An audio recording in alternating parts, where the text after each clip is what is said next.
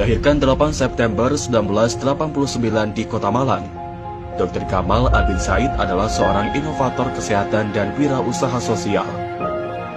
Di masa kuliahnya, Dr. Gamal Albin Said telah meraih 12 penghargaan ilmiah dari berbagai universitas ternama di Indonesia.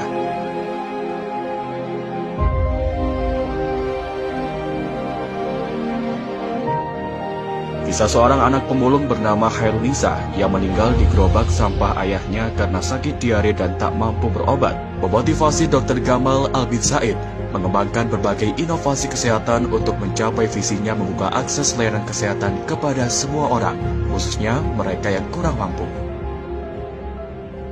Berbagai inovasi yang telah dikembangkan, diantaranya klinik asuransi sampah,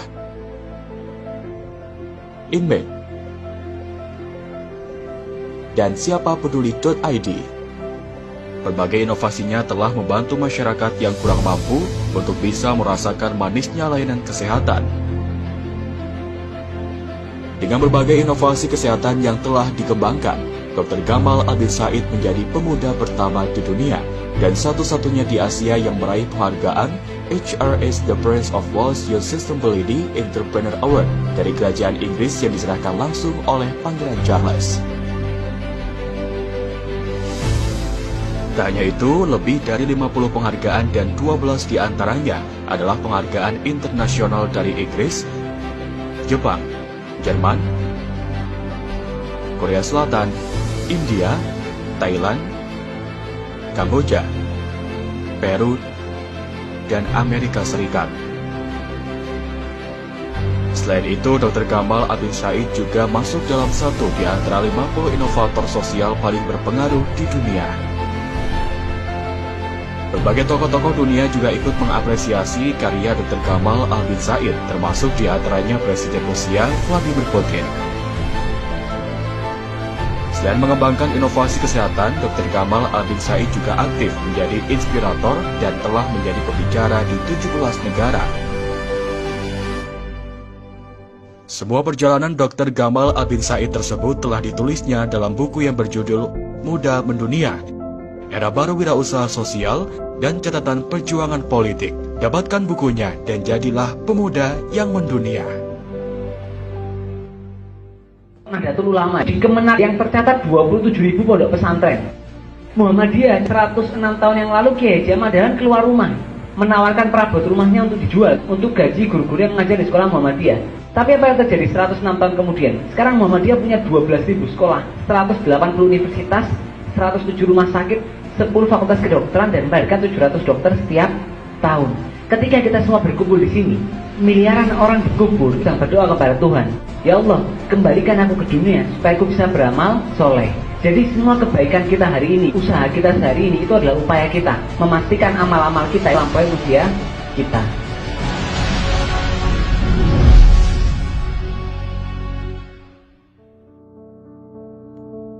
Dulu saya berpikir, kalau saya belajar keras saya jadi dokter.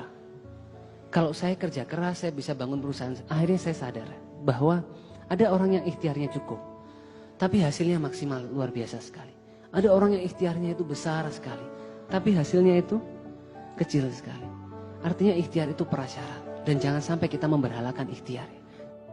Tapi ikhtiar itu adalah bagian dari upaya kita untuk memastikan bagaimana usaha-usaha dan cita-cita kita bisa tercapai. Oleh karena itu jangan pikir bekerja keras. Kapal yang berlabuh di pelabuhan itu aman, tapi bukan itulah tujuan dibuatnya kapal. Nikmatilah tantangan, karena di sanalah orang hebat, orang kuat, orang tangguh dibesarkan. Namanya Andrian Firdaus. Beliau aktivis, kawan saya di Fakultas Kedokteran Universitas Brawijaya. Aktif di lembaga pers, aktif di lembaga kerohanian. Masya Allah sekalian. 20 Januari, ketika saya magang di rumah sakit, saya terima kabar bahwa sahabat saya ini meninggal karena kecelakaan dengan truk kontainer. Waktu malam hari saya kabarkan kepada teman-teman bahwa Andrian telah meninggal. Bapak Ibu tahu apa yang mereka tanyakan? Gamal, ini Andrian yang sering azan di musola itu kah? Gamal, ini Andrian yang suara koriknya itu bagus kah? Gamal, ini Andrian yang suara tilawahnya itu bagus kah? Jadi sahabat saya ini dikenal dengan kepandaiannya melantunkan ayat suci Al-Quran dan hobinya mengumandangkan azan. Kepintaran, kekayaan, jabatan, popularitas, keindahan paras, itu semuanya akan kita tinggalkan. Tapi betapa kita lalai mengingatnya seolah-olah kita ini akan hidup selamanya, sehingga kita mengutamakan dunia yang fana ini. Jadi periksa diri kita, kalau cita-cita itu belum tercapai, jangan-jangan badan kita belum pantas untuk kemuliaan itu. Saya ingin berbagi cerita tentang seorang ibu. Ibu ini usianya 46 tahun. Beliau mohon izin sama suami sama anaknya mau kuliah lagi. Di usia 46 tahun, bukan mau mengambil S2, S3.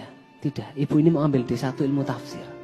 Ditanya sama anaknya, sama suaminya, Mami ini sudah tua, mau apa kuliah lagi? Apa jawaban ibu ini? Beliau mengatakan, Mami mau mengerti arti bacaan sholat dan mau menyelamatkan anak-anaknya dari api neraka.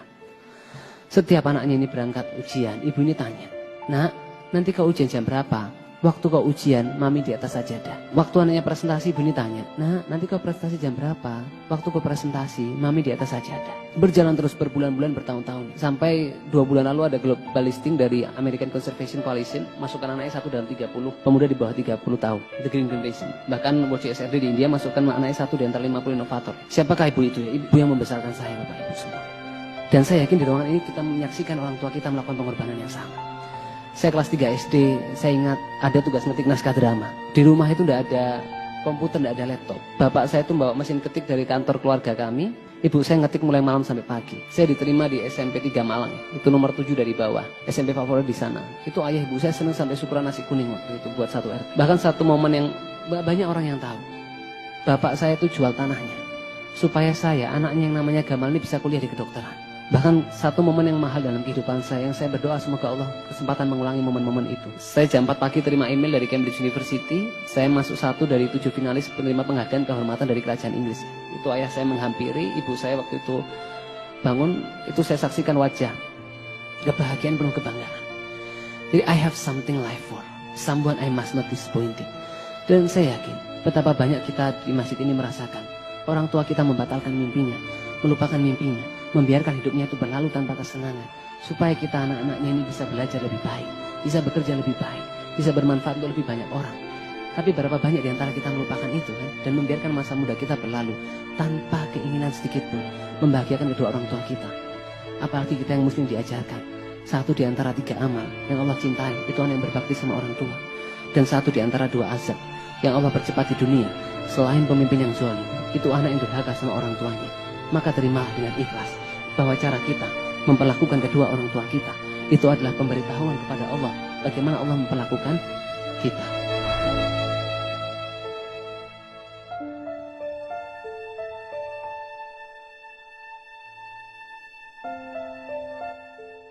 Kita harus menjaga hati kita. Istofti kolbak, mintalah fatwa pada hatimu. Hal-hal benar adalah apa yang membuat hati ini tenang, dan hal-hal salah adalah apa yang membuat hati ini gelisah. Biarkan semua yang kita lakukan itu tercukupkan dalam 2 kata untuk Allah. Barang siapa menjadikan Allah keterpesonaannya, maka dia akan mempesona bagi semua mata. Dan barang siapa Allah yang dia tuju, maka dunia akan datang kepadanya dalam keadaan tunduk. Dan orang itu tidak peduli seberapa hebatnya kita. Orang tidak peduli seberapa kayanya kita. Orang tidak peduli seberapa pintarnya kita. Orang tidak peduli seberapa berpengaruhnya kita. Yang orang pedulikan cuma 1.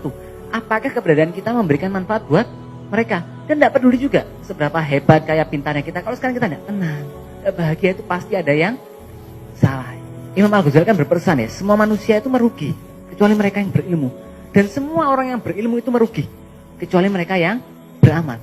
Dan semua orang yang beramal itu merugi kecuali mereka yang ikhlas. Kawan, masa depanmu ditentukan oleh bagaimana kamu menghabiskan waktumu setiap hari.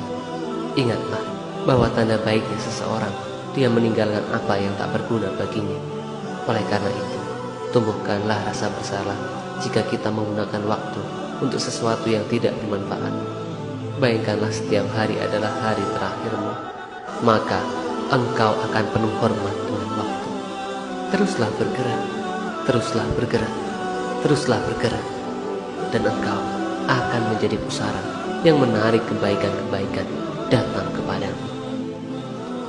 Banyak pekerjaan tidak akan berhasil di tangan orang-orang pintar, tapi ia akan berhasil di tangan para pekerja keras.